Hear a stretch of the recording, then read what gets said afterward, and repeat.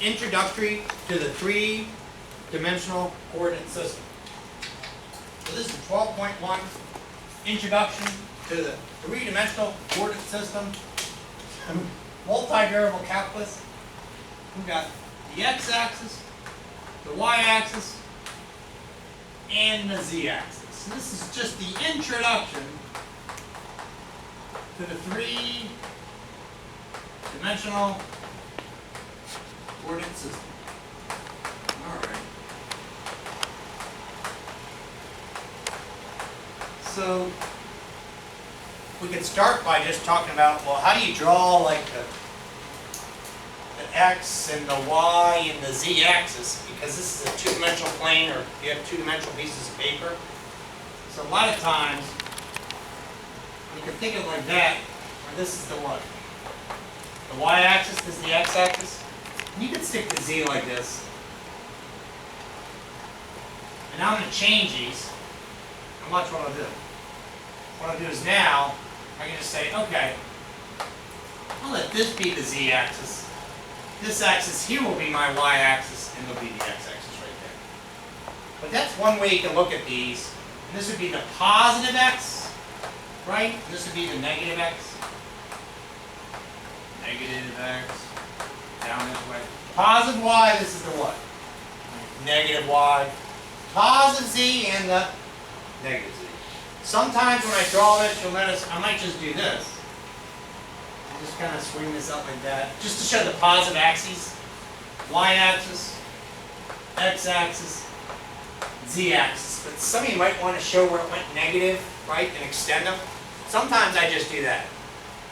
But it's up to you in terms of what you're drawing on your piece of paper, what you prefer. So you know if we're doing something.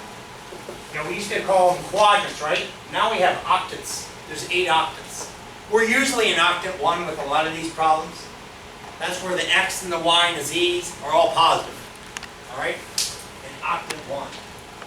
But when you can draw it like this, you can do it like this, either way when we make some sketches and stuff. But when it comes to plotting a point, you know, if we had to plot the point what? Let's just say we had to plot 0, 2, 0. Well, this is the x, that's the y, and that's the z, right? Go 0 for x, go over 2 notches for y, and then go 0 for z, it'd be right on the what? The y-axis, true? It does look weird when you do like a 1, 2, 3, because you do what? 1, cut over 2, up 3, and it looks weird because it looks like you just have a dot on a piece of paper, true? But sometimes we understand that because it is three-dimensional space as we write on these two-dimensional piece of paper, two-dimensional green board here. Cool. So I'll do this a lot, but I also do that as well because sometimes we're talking about what if it went like negative 1 for x, but then 0, 0, then I'm talking about what, right there? Okay, to negative 1, 0, 0. Okay. Well, do you remember the distance formula between 2 points in two-dimensional space? The distance formula in three-dimensional space, it's very simple. I'll just put d for distance. It has a square root. We did this in two-dimensional space. That was based off the Pythagorean theorem. Did you know that? Mm-hmm. That's why everyone, if you see in Canvas, I made like an intro to the. If you want to watch it, I made a little PowerPoint talks about. A lot of these things are based off the Pythagorean theorem, even the equation of a sphere, which we'll show in a second. But if it's three-dimensional space, what do I have to add here? Z. Yeah, you got it. That's all we had. Now you add z2 minus z1 squared. That's the distance between any 2 points in three-dimensional space. So we're like, okay, let's find the difference between 1, 2, 3, and the point what? 4, 5, 7. What's the distance between those 2 points in three-dimensional space? Do the 4 minus 1 squared, the 5 minus 2 squared, and the 7 minus 3 squared, right? And you'll find the distance between those points. What is 4 minus 1? 3. 5 minus 2. And 7 minus 3. And we're going to now find the distance between these points. Okay, what is that? 9. 9 and Space. 16. 18 plus 16 is, 32. I guess, can I leave the answer like that? I thankfully have you to catch my errors when I screw up. And you will catch it if I mess up something on that. Look okay? So we know how to find distance between 2 points. Well, let's talk about that sphere equation. This came from Pythagorean theorem. It was derived from the Pythagorean theorem. So is the equation of a sphere. Well, we can first think circle, and then we'll make a sphere. And when this is the equation of a circle with a radius of 3, you probably recall this. I'll get other ways you can see this. Equation of a circle. Radius 3 centered at the origin would be x squared plus y squared equals 9. That's in two-dimensional space, right? You'll notice this actually came from Pythagorean theorem. The equation of a circle was derived from it. We can get the equation of a sphere.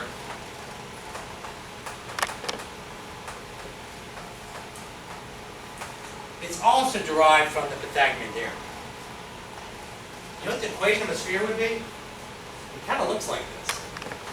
See, this thing, everyone, what if you shift the circle here? Do you know what you had to do? You had to go x minus a squared plus y minus b squared equals r squared. Did you know that? The AB would be the what? The center of the circle? That's two-dimensional space. So what's the equation of a sphere? I'm talking about a ball. What's the equation of a sphere? It's going to look just like, it'll be x minus a squared plus y minus b squared. Now what? Z minus There you go. You're extending this to three-dimensional space. Outstanding. And if you want to prove it, it'll take you like 2 steps if you want to prove that. And I'm going to put r there, and there's the radius of the sphere, r squared. You'll see those on the point sheet. So let's talk about that one before we leave 12.1, the introduction to three-dimensional space. Let's talk about finding, like, let's do distance again. Well, let's not also work with a problem with the sphere. We can talk about it. Probably not have to sketch it. The sketching becomes big time in section 12.6. You notice we won't get there today. I'll pass out a document. We'll make sure we're making some decent sketches of the types of surfaces we see in this class. This is a cool course. We see some neat surfaces. We see, of course, we got the spheres, but you have, ellipsoids. You're gonna have paraboloids. All right, you're gonna have hyperboloids. Hyperboloids are 1 sheet and 2 sheets. Some really neat things. All right. Just don't turn into a geek like me and start trimming all your bushes in these shapes. It just means I've been teaching count 3 too long. That's all it means. Alright? So here's my first one. And I actually have one like this. Taking it from like the practice set. What's the distance? You'll see a problem like this in 12.1. Alright. How about -1, 3, 4 to the z-axis. What is the distance from that point to the z-axis? All right, we don't even have to draw this. If you want to make a drawing, you can. Now from the z-axis, if the point's going to be on the z-axis, then the x and y values will be what? 0. 0. Does everyone agree? And I'm talking about the distance from this point to a point on the z-axis. Then on the z-axis, x and y take on the value 0. You can always think of that's what a z-intercept is. The x and y's are 0. So I'm basically trying to say, how do I find the distance from this point to, like, what's the other point that we're looking for that's on the z-axis? We'll do a straight line distance. Well, we're saying that it's to the z-axis. X and y both got to be what? 0. Now, if you're curious, what should I use here? I want you to use the same number, because that will give you the shortest distance there. Let me say it again, so you're not confused. I'm going to use that same number I see there, here, because that means I would take the shortest distance to that z-axis. And we'll take this, and we're just going to plug in what? Just transform. Yeah, right in the formula. Let's just see what we get. Alright. You see I have a problem like this on the practice set.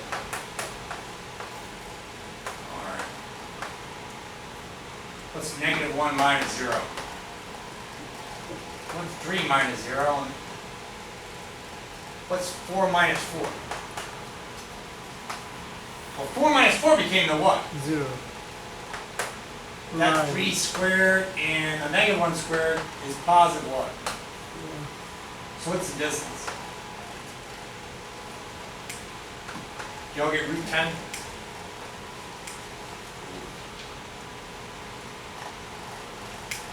Great job. Hey, you don't have to work out this problem. I said to the z-axis, if I said to the x, y plane, okay, and when in the x, y plane, if I didn't write that, the x, y plane, z takes on the value of what? 0. And so what you would do there is, it'd be a little different. What you would do is, xy plane z equals 0. So you have to make this a 1. I just wanted to change the problem a little bit. I know we just did z-axis, we go, well, what about the xy plane? Well, in the xy plane, that's where z takes on the value of 0. So this would have to be a 1. 0. But you know what you'd use here? You'd use those same numbers. That's what you do.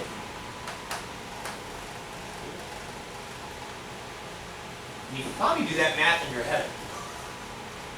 What's the square root of that minus that squared? 0. What's that minus that squared? 0. What's that minus that squared? 4 square. Distance is 4. And, and that might make sense to you. Go, yeah, you just have a distance of 4. You just go straight to that plane and be 4. Cool.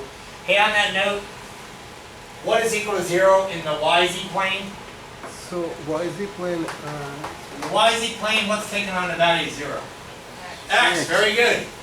And one more plane, the XZ plane, what takes on 0 there? Y0. There you go. Does that help? Cool. So we just did intercepts, like X intercept. Oh, Y and Z are 0. But if we said YZ plane, we're saying, well then only X will be 0 in terms of all the points on that plane. All the points on that plane. And when you want to see those planes, I know, it looks kind of funny on our paper, but we're like, it looks something like this. I put the Y-axis here, the positive X-axis there, that's the positive Y, and that's the positive Z, right?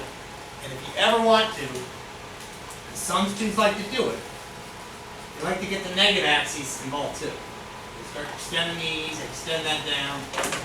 I just don't want to give you too many lines to draw on your paper so it looks weird. Alright, so let's talk about that sphere. Let's do a part A, part B.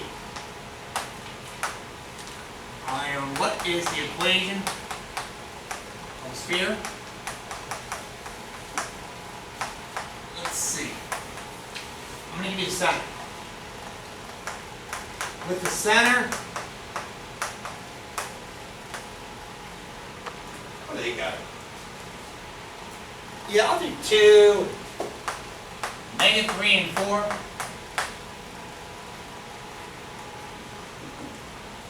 And the radius is 5.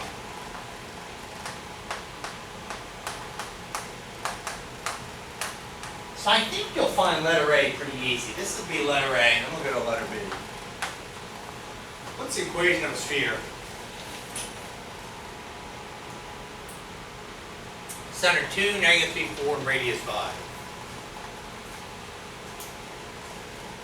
You want us to do it? Yeah, what do you get? X minus 2 square, Y plus 3 square, Good job. plus Z minus 4 square equals to 25. And you squared the radius, very good. Is that what I go then? I do want to point out in our course, most spheres are centered at the origin. This one isn't. I know, we're seeing it in 12.1. Most of the spheres we're going to deal with, especially in terms of design, you just center it right at the origin. But here's part B. It's the intersection. Alright.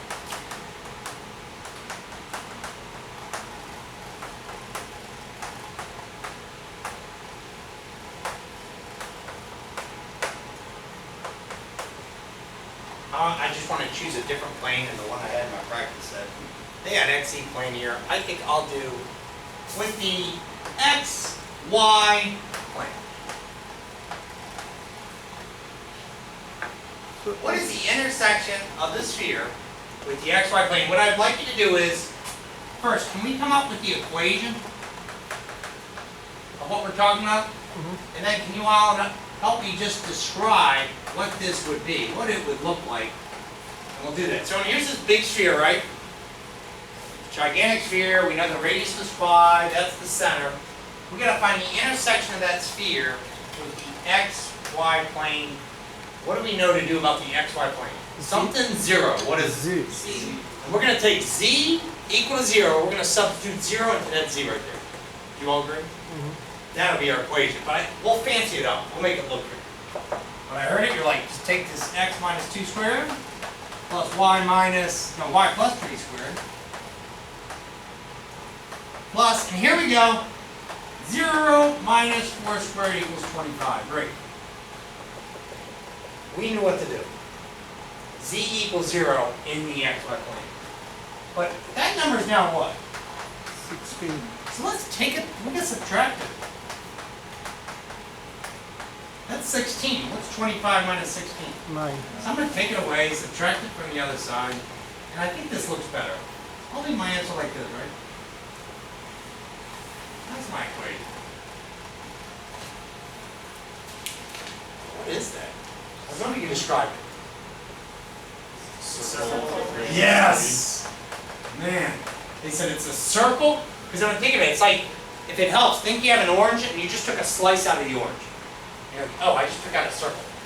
If you want to say disc, you could say disc too if you're thinking like everything inside of it. But I like the word just describing that equation right there. It's a circle equation. It's a circle. You said the radius was a 3. smaller. It was smaller than that radius, right? It was just a slice from that sphere inside of it.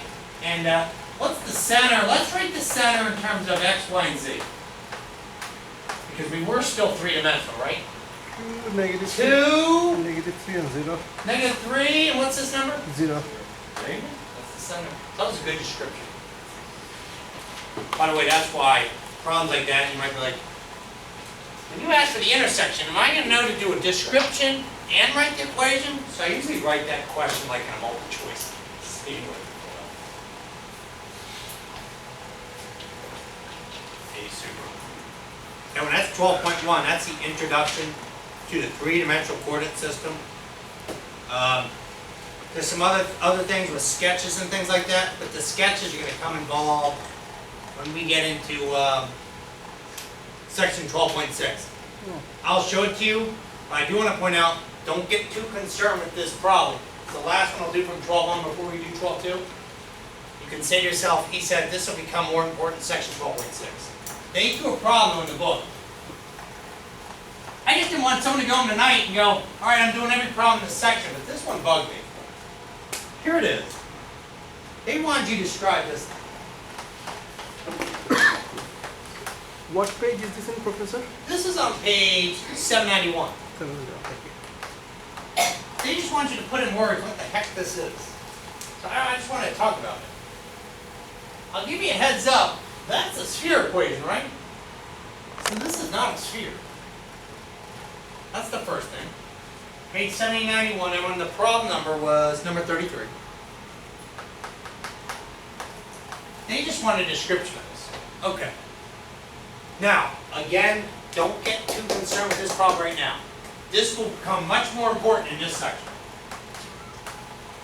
So I'll put important. But sometimes it's cool to just think about this right now. Here we are in 12.1, it'll become important when we get to 12.6. All right, let's really think about it. But I think we have enough information to go with to really get a sense of this, okay? That's not a sphere, is it? Because the sphere would have all three of these, true? Now I'm thinking, well, just two variables. Earlier I had something like this. I wrote a circle on the board, so maybe that's a circle. Well, they're asking you to describe this in three-dimensional space. What would this represent? And in three-dimensional space, sometimes they just call it three space. Sometimes they just write this. These are the different notations to let you know you're in three-dimensional space. So then, if this is three-dimensional space, everyone, this isn't a circle anymore. Yes, you put an equal sign there just on one plane, that's a circle. But in three-dimensional space, we're given this equation, we gotta still consider that other letter. What's the other letter? Y. So when you don't see y, this equation, I want to point out, it doesn't mean y is 0. It means y is anything. Y can take on a 0, a -1, a -2, a -12, a -1,000,000. A positive million in this relationship. X and z must always have this relationship, right? Like the circle kind of thing. But y gets to be what? Anything. So can we kind of get an idea what the heck's going on with this thing? Do you know? I'm gonna take a guess. Would it be like an infinitely long cylinder? Brilliant. Yeah, you couldn't have said that better. What's your name again? Brad. Brad, you nailed it. And when he calls it an infinitely long cylinder. He's talking about a circular cylinder. If you want to even put the word circular, so you didn't think it was like some kind of like elliptical cylinder. You're talking about like a, I'm looking for the trash can isn't circular, right? So now I'm looking around the room. This is the closest, huh? Although it's starting extending, that's the closest to a circular cylinder in the room. That's close without the top part, right? Any Ross in the room? Usually we can find things. Right? Your cup right there is the closest to the circular cylinder, right? It was the circle we were talking about that, but y got to be what? Anything. So if you wanted a rough sketch, wasn't this the y-axis? This was the z and this was the xy plane. I can make a radius. What was the radius? Radius of 3. Just like, yeah, you can distort it a little bit because it's three-dimensional space. He says, but now y gets to be anything. So this will always occur what? All the way down here. You can make another trace if you want to make a sketch. And this keeps going, doesn't it? So if you want to do the negative y-axis, this just keeps what? Going forever. Infinitely long. Brad, way to go. That's a cylinder. So we're talking about a surface here. All right, very good. One more thing. If this was an equal sign, we're just talking about the surface. Just this part. Just this part, the surface. But what was here? And I just heard the word. Less than or equal to, she said the word solid. So I would have to take this cylinder and fill what? All the points inside it. So we'll add some wording, Brad, to your description. Infinitely long cylinder, but all the set of all points inside that infinitely long cylinder. And on the surface. The set of all points inside and on the surface of that infinitely long cylinder. Boy, that's your description. And that's your image. You want to shade it all in, you can, because it had that less than right. And you got it. That's great you know that, everyone. This is when it becomes important, when they just want to make sure we're comfortable with all the surfaces. You got cylinders, but we also have a thing called a quadric. That's a quadric surface. We have all these other quadric surfaces that we well. All right, let's go to 12.2. 12.2 is on vectors. Man, there's so many people in the room going into engineering. People can already have experience with vectors from your physics courses, etc. But still, there's a student that could be sitting in this room right now. They've never heard of a vector. They don't know what it is, so we got to define it. You know, a vector. What is it? Well, we can call it a quantity that has two things. It must have a magnitude and a direction. You got it. So that's the definition of vector. It's a quantity. It must have a magnitude. It must also have a direction. I mean, some examples, I guess we could say like a velocity, displacement, a force. Will that work? So everyone, this is what 12.2 is all on, just vectors. And if you have really good experiences, great. Here's a vector when I'll start from the origin and I went over 1 this way and I went up 2 this way. Will that work? We put an arrow, don't we? We draw an arrow to draw the direction of the vector. There's a couple ways, I can call this vector A. I can put a symbol over it, like a little hat there, and that's vector A. And then I can write vector A and I can write this in a couple notations. One is, this is component notation. And that's the x component, and that's the y component. Remember, I want to teach us, so like, someone never had vectors before.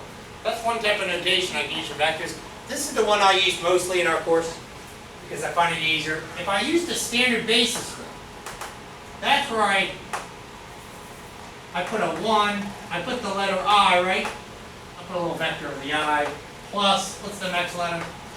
J. That's standard basis format. Of course you can write like that on every problem you want. I just find that this took less writing, didn't it? So you'll notice, you know, in my lectures I'm used to usually writing this, but if I see problems in the book where the problem's presented that way, I'll do it as well. The weirdest thing is when you see a vector giving you like this. This throws students off sometimes. They go, all right, vector v equals k. And they'll go, what? And they put the letters in boldface print. Can you put that in component form like this? I just think you'll find it easier. So a student will be like, hey, I left that problem blank on the test. I go, what? They go, that k thing was bugging me. I go, oh, that was just the vector. Tell me these three components. What's zero? That's a 0. That's a 0. Didn't have an I, didn't have a J, and what number's here? And the minute I say that to them, they're like, oh, you're kidding. Are you kidding? I would have got the problem right if I knew it was like that. So just to be comfortable between the two notations. I was looking at some book. Somewhere they use the hat because that's on like a unit vector. I, J, K are each unit vector. So can you use the hat also like a? You can. I have a colleague. He likes to write everything like a matrix, but he does it this way. So see this number here? He'd write that thing like a matrix this way. That's another way it could be written. No, I'm saying instead of I on top of IJ, can you use the hat like? Yes, you can. That's another notation you can use. Absolutely. He says I put little hats rather than little what? And those things. You surely can. Very good. All right.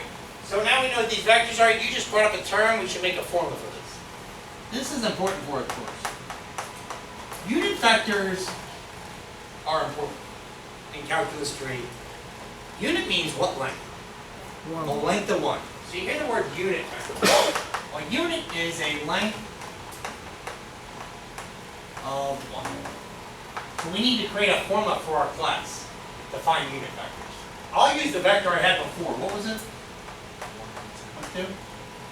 And when here's my question, can you find a unit vector that has the same direction as 1, 2? So we need to create a math formula for unit vectors. We're going to do them so much in our Calc 3 course. All right. First of all, let's talk about that length. We got to start there, right? 1, 2 means it went 1 this way, 2 this way. If you want to watch that PowerPoint I was talking about, I called it the introduction to the three-dimensional space, but I just titled the PowerPoint the Pythagorean theorem. Because everything comes from the Pythagorean theorem. This comes from the Pythagorean theorem. If I want to find the length of that vector, then I take the x component, I square it, I add the y component, I square it. A squared plus b squared equals what? C squared, right? Pythagorean theorem. So the length of this vector, let's call this vector A again. A equals, what is the magnitude of A? So we put bars around it. The notation for length, magnitude. It will be the length of that vector. We put bars around it, and we put the actual length. I'll put in parentheses magnitude of the vector. How long is it? Square root of 5. And you did this by which theorem? Pythagorean theorem. I know. The Pythagorean theorem, everyone, in my little PowerPoint, I didn't know if you knew this, but you'll notice it's like Pythagoras really invent this theorem. You're really like, and when they still have no written documentation from Pythagoras, so we don't even have like written proof of that, like he really was a mathematician. But there were Pythagoreans, they liked to do math. And so the evidence that we had, they named it after him. But now there's evidence from like Mesopotamia, China, Babylonians, who knew about this theorem well before Pythagoras' time. So, but, you know, once they name it, it gets named. So I just want to point that out. It's interesting. when it's named the Pythagorean theorem, but other cultures knew about this in a right triangle with that relationship too. So alright, that's the length of A1, but we need a unit vector that has the same length as that. What can I do? Then you just multiply it by 1 over the square root. That'll do. So you just created the formula for unit vectors. You said, if it's in a direction of a vector A, you said just multiply 1 over the magnitude of that exact vector. That's just, there's the math formula. You can think of this, multiply to it, or if you want to write it like this. Take your vector and divide the magnitude from it. You'll always get a vector that has a length of 1. Because you can multiply any scalar multiple to a vector. Cool. This was a little too long, wasn't it? She goes, okay, divide that out from it. So here's my answer. Now, can I leave my answer like that? Sure. And hey, if you want to use the letter U for unit vector, U. U for unit, there it is. Can I distribute it? Of course. And you can do this. 1 over rad 5, comma, 2 over rad 5. Do you want to rationalize the denominators? You don't have to. I'll repeat that. You do not have to. You do not have to rationalize the denominators. I know some of you like to. Rad 5 over 5 and 2 rad 5 over 5, right? That's just as nice. And you can leave your answer like this too. That means we can multiply any scalar multiple to any vector. It still goes in the same direction, doesn't it? Hey, we should talk about the triangle law. We got the unit vector formula, right? Let me just put it here. Unit vector in direction of vector A. Vector A divided by the what? Or write it the other way. I just want to leave. Every time we get a formula, I might as well leave it up there. Can we talk about the triangle law of vectors? All right, here's vector A. Stops there. And then vector B starts here, stops there. What can I call from here to here, here to here? What can I call this? And I'm going to put an arrow. Does anybody know? A plus B. A plus B. This is by the triangle law, vector addition. This would be vector A plus B. Go in there. Now let's draw it another way. Sometimes the triangle looks weird, right? Something went over here. Then it went down here. You can think of it as a ship sailing. This was vector A, and this was vector B. Where's A plus B in here? All the way like this. You got it. Look, I started here, went to here. Started here, went to here. It's like, where did I originally start and where did I originally end? So I started here, and I ended what? I'm going to put my arrow like that, and I can call this what? This is the resultant vector in physics, right? That's right. Hey, what's this? A, B, C, D. What can I call? I'll put it in yellow. Start here, stop there. What can I call? A plus B plus C plus D. You got it.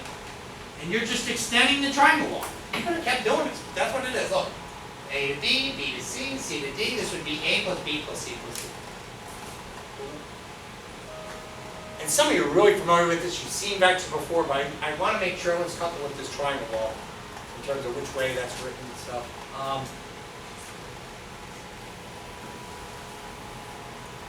I'm just going to leave vector A. I mean, if that's vector A, right here. Can I slide this anywhere? Yeah, so let's just say this is vector A. Let's pretend that this was vector A. It went what? Maybe it went like 6 to the right and 2 up. Let's pretend that's what it is. Right? But can I slide this anywhere in the xy plane? You bet. And you can it'd be equivalent vector. So when I have a vector way over here like vector B, it's way up here. It has the same direction. It has the same magnitude. want to make sure I make that a little bit better looking here. Hold on. Yeah, that's close enough. Okay. There's vector B. It's also 6, 2. But can I say these are equivalent vectors? Yeah, that's the cool thing about vectors. How it's so powerful, allows us to do so much mathematically. Allows us to do so much mathematically, like we consider these to be equivalent. Because they have the same magnitude, they have the same direction, right? Well, I was just curious, then what would be negative vector? Same thing but opposite direction. Same thing, but opposite direction. And you could slide it anywhere, right? So it would look like this. We don't even have to draw it. But what would be its two components then? -6, -2. Yeah, they're saying I'll start here. They said just negative the actual vector depth, which would turn into -6, -2. They're saying it would go in the complete opposite direction, have the same length though, right? If you wanted to draw it. Like, yeah, start here and just go. Yeah, but then again, you can slide it anywhere. Keep that in mind. I use that word slide. Like, just move it over here, and move it over there. And consider what problem you're applying it to. Everyone okay with that? Hey, cool. All right, hey, I want to do a unit vector again. The last time I used 6, 2, 1, 2. Let's just use another. How about like 2, 2, 3? I'm going to make this one negative. Sometimes a negative can throw you off. So when I was just wondering, could you find a unit vector that has the same direction as the vector I have right there? Because that does not have a length of 1, does it? Okay, but we already have a math formula, don't we? You nailed it. You just nailed it. You go, you knew this was Pythagorean theorem. I have to divide out the what? The magnitude. But you're just like, well, how do you get the magnitude of a three-dimensional vector? It's kind of like this, isn't it? That's exactly what you're doing. You're doing Pythagorean theorem extended. So, here's my answer. I'll put it right here. There you go. But what are we dividing out? The square root of, all right, what is the square root? 2 squared plus -2 squared. -2 squared plus 3 squared. 3 squared.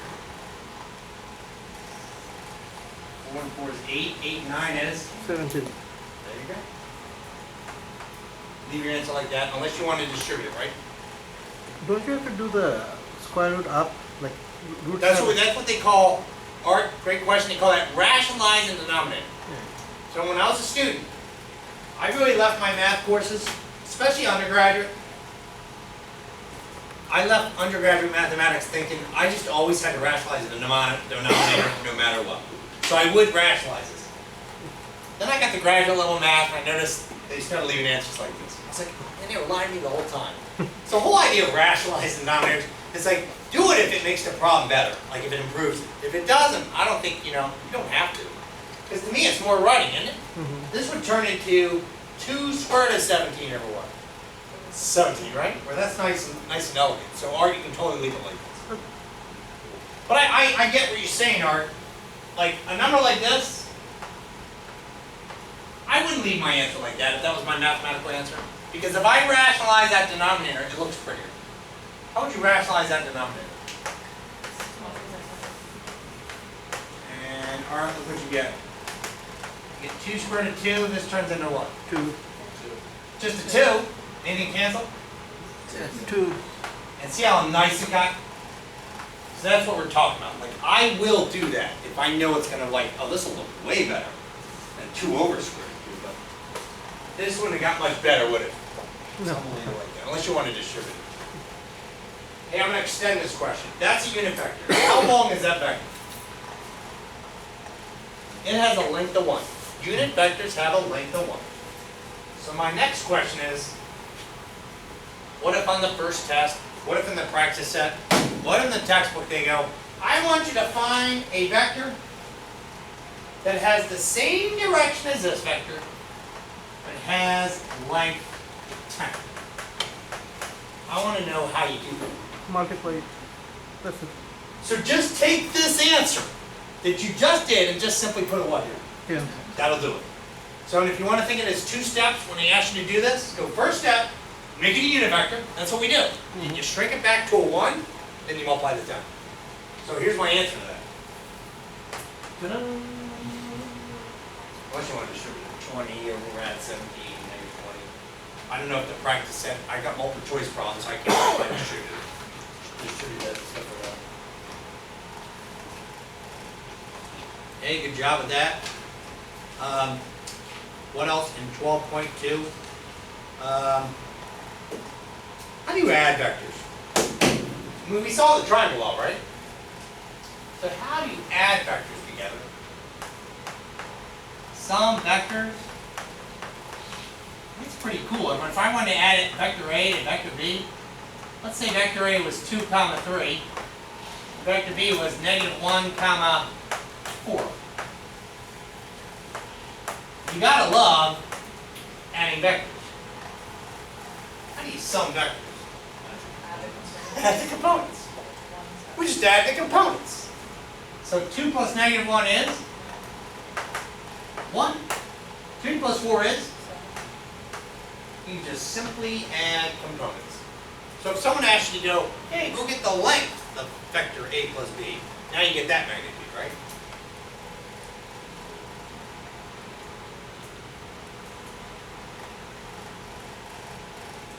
Now this is really important. I like 12 too. They hit on some key things like, I bet you all know this vector stuff, but just important things we're going to need throughout the whole calculus. They're hitting right away in section 12 too. How do you get vectors from points? That's what we're going to talk about. How do you get vectors from points? Because this is going to happen throughout our whole course. They're just going to give us like an x, y, z coordinate.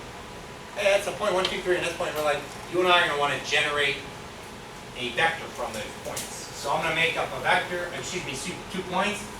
How about, let me start 2-dimensional space. That's a point.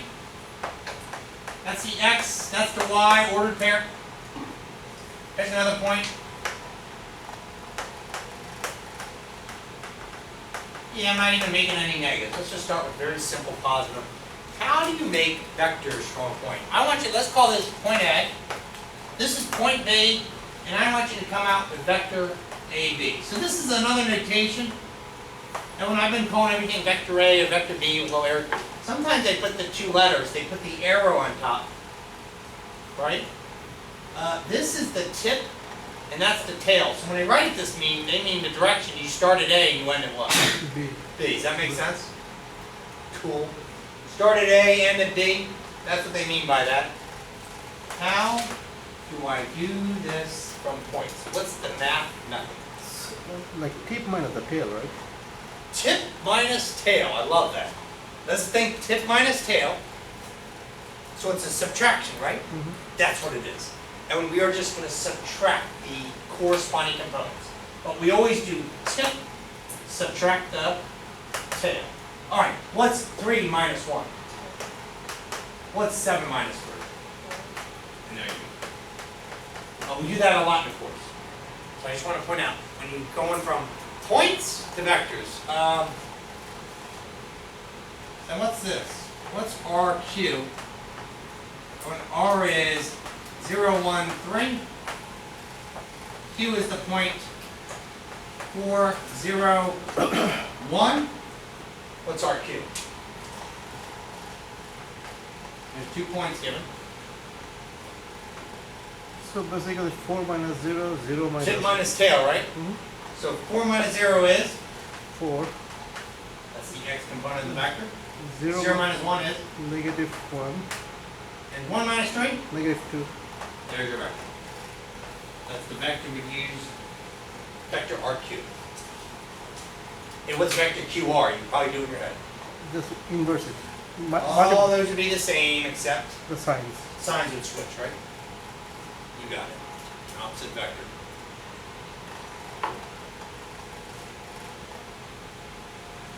So now, on 12.2, we got to talk about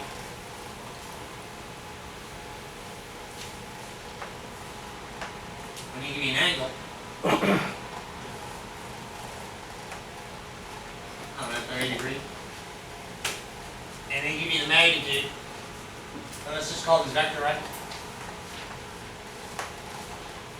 Let's say vector A is, I'll make it a little longer. I'm going to use vector A of, actually, you know what? Let's start out, make this longer. Let's do 60 degrees. There's 60 degrees right there. I'm going to call this vector A, but I'm going to give its magnitude. And its magnitude is 6. This is vector A, and I stuck it from the origin, but I could have slid this anywhere. We need a way to come up with the two components of a vector when we're given the magnitude and an angle.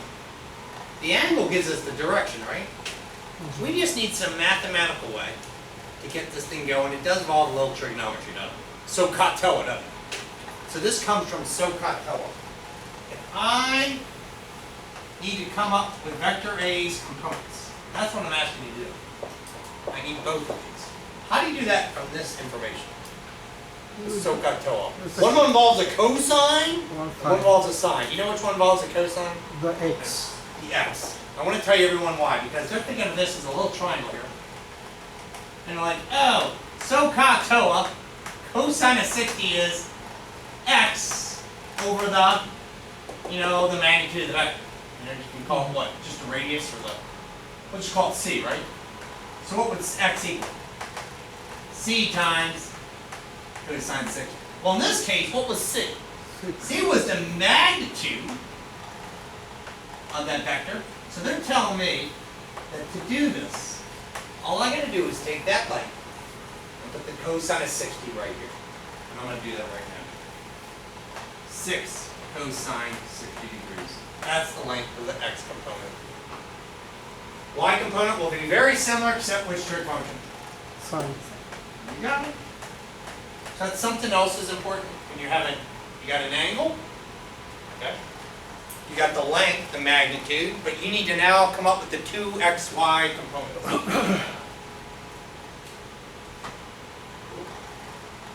So hey, we're going to do a problem like this, and I think I'll use vector A in our problem. I want to tell you which one this is like. This is like number 5 in the practice set. Textbook. This is like numbers 32 and number 33 of the text. I'm just going to add another vector. So here's the vector I think I'll add. Let's stick another vector on this x-axis. A length. I'm going to make it a little bit shorter. I'm going to use a vector just. Vector B, not that long. The magnitude of vector B, everyone, is 2. The magnitude of vector A was 60. What do they want? They go, find the magnitude of the resultant vector. Now what do they mean by the resultant vector when they want you to sum these two vectors? I want you to take vector A and add vector B. Can I use the triangle law? Can I do tan with this one then? Yeah. Can we use tan? Use what? Tan, because tan resultant vector will be addition of these two, right? We can use trigonometry there, you're right. Art, that was good. But I want to just think about like the image. What would vector A plus B look like? It's like I take this B and what? Slide it right there. Uh-huh.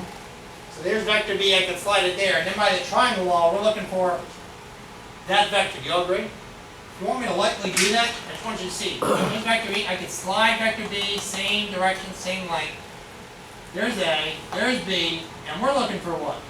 Resultant vector. So we're looking for the length of that vector I just drew.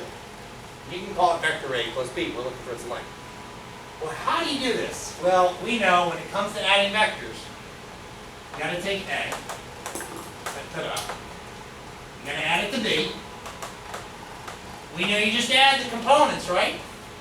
And you'll get vector A plus B, and then this will surely give us our answer. And after that, I'll take the magnitude of this.